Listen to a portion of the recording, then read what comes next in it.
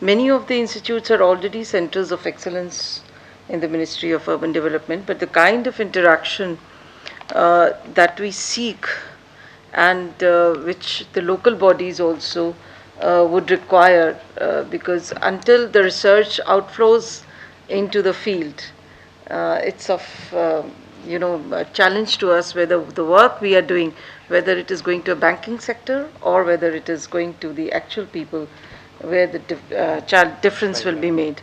So I'll just run through some data, please. Let's next, Rahul, just run through it. So this is the structure that we have done. Next, Rahul. Then a basic, overview of the urban scenario. We are at 31.16% of the country's population, which may not include the peri-urban areas, and we would be 50% 2050.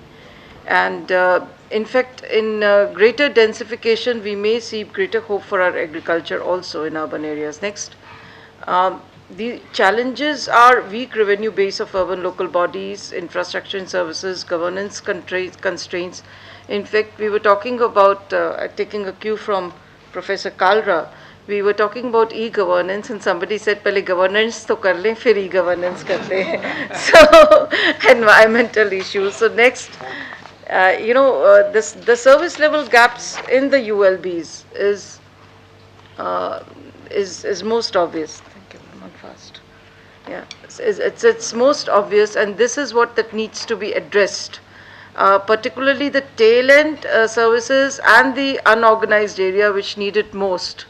And this service level gap in sewage, solid waste, in water, it has a lot of spin-offs, negative spin-offs in terms of health. The first thing is that health deteriorates a lot if you do not have a proper sewage and solid waste collection system. And that is the biggest, and health is not there, education is not there, and those who are poor remain poor, and those who are blessed. So it's basically a challenging thing to give a quality life to everyone. Next.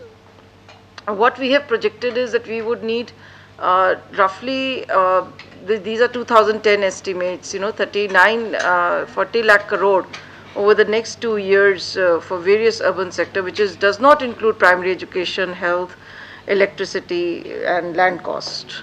So next, I think just what is JnNRUM is presently into 65 mission cities. That was 2001 million plus cities, and smaller towns which are recommended by the states, because we had limited mission allocation that was left to the states. Next. So next, I think we all know this is all English. Next, Rahul. Tea without sugar. Then we have sanctioned as on date 1356 projects, out of which 594 are complete. So others are in various stages of completion. And what have been the challenges, that I'll come to the next. Next. These are the sector-wise. So if we see the water supply, and the road and flyover, those are the projects which have greater completion, and the most challenging ones have been sewage and stormwater drainage, and the technologies to be adopted in them. Next. So I just have a bird's eye view of the projects that have been completed. Thane, Nagpur. Next. Then you have I'm just going to take 10 minutes, Minjur in Chennai, and then you have Salt Lake City. Then you have Vesu, Surat, and Salt Lake in Calcutta projects. Then you have again Thane project, which is integrated Nala development. Then you have solid waste management in Madurai and in Kanpur. Most of these are RDF plants. Then we again have MSW in Calcutta. These are completed projects, and Coimbatore. Each local body is coming up with its own model. Like Pune has through Swachh, NGO, it has mobilized 5,500 rack pickers. So its model is decentralized solid waste management. What is challenging is they are not getting good models where with less use of land they can process their waste. This is the basic challenge that we are facing. Integrated solid waste in Coimbatore. Then we come to urban transport, some projects. BRT, of course, is a showcase project in Ahmedabad. It has been cited by World Bank also one of the best executed projects in the world. So then we have Bangalore TTMS systems, 10 or 12. Then we have what I was telling Mr. Pradeep Sachdeva, the Nanded project. I have a before and after. Can we come, Rahul, to the next? This is the where Mr. Sachdeva helped the local body. It was totally their initiative, and this was the scenario before the project and now the scenario after the project. There are some cities where citizens have themselves responded on the difference that JnNRUM has made. Surat, Ahmedabad, Chennai, Chandigarh to some extent, of course, in water harvesting, Nanded. These are some of the cities where citizens have themselves come forward and said that it has made a lot of impact. Of course, the visibility of buses is more, which I have not touched. And then we come to what are the basic, because my stress, as Ma'am had said, was that we want to understand what are the challenges. So I would like to stress on this. Our challenge with respect to solid waste management is absence of segregation of waste, lack of technologies in waste processing, and improved realization of byproducts and the market. Because any project you take, solid waste, sewage, water, it has to now pay for itself. The local body, we can give, our capital grant should be seen as a kind of a VGF. Otherwise, what we are encouraging local bodies is to go for good PPP models where the solid waste is treated well and utilized either for gas, it is utilized for energy, it is utilized for compost and sold. Then we do not have methods for segregation of and collection of waste. Now, what is the technical support we need?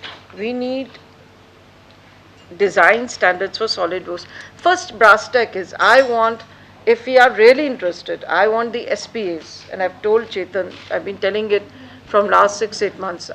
We want the SPAs, we want the IITs, we want the IMs to get down to the junior engineer level, to come up with the proposal that, look, we can train, please give us capacity building funds. For us is not a problem.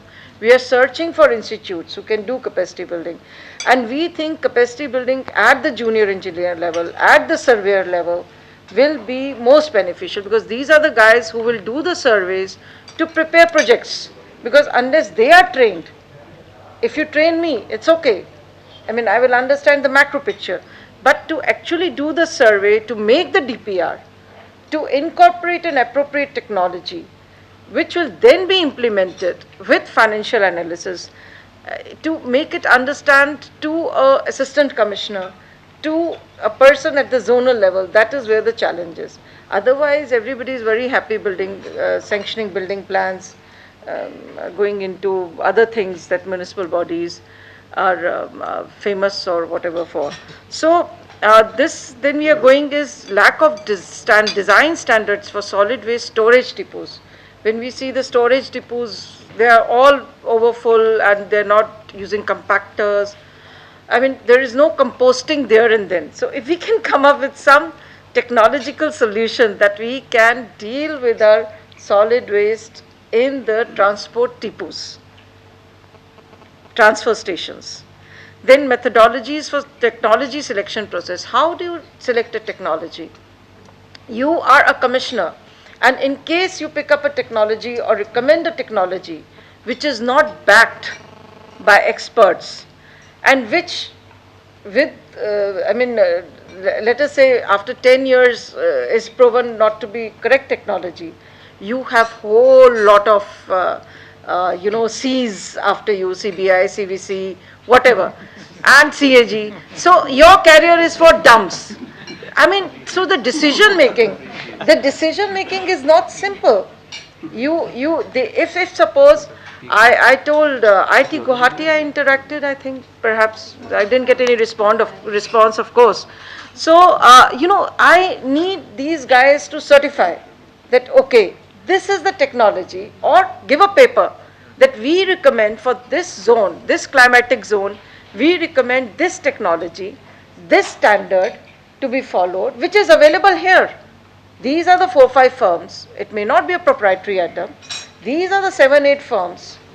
These are the new areas which are making these technologies.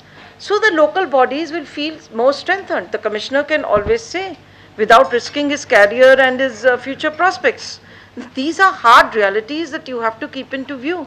You know, what is decision? Decision can, if you're not taking any decision, you will not be at risk. But if you are taking decision, you are going to be at risk. So you see, how do we make their life more peaceful? And I frankly have not seen any such technologies being rolled by technical institutes. I really would like your intervention over here. They should come up with urban technologies, papers on urban technologies. So, you know, we can roll it out to commissioners. I am willing to get all commissioners, all mayors.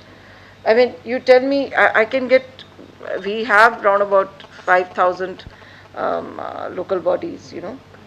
I can get 1,000. I can get states.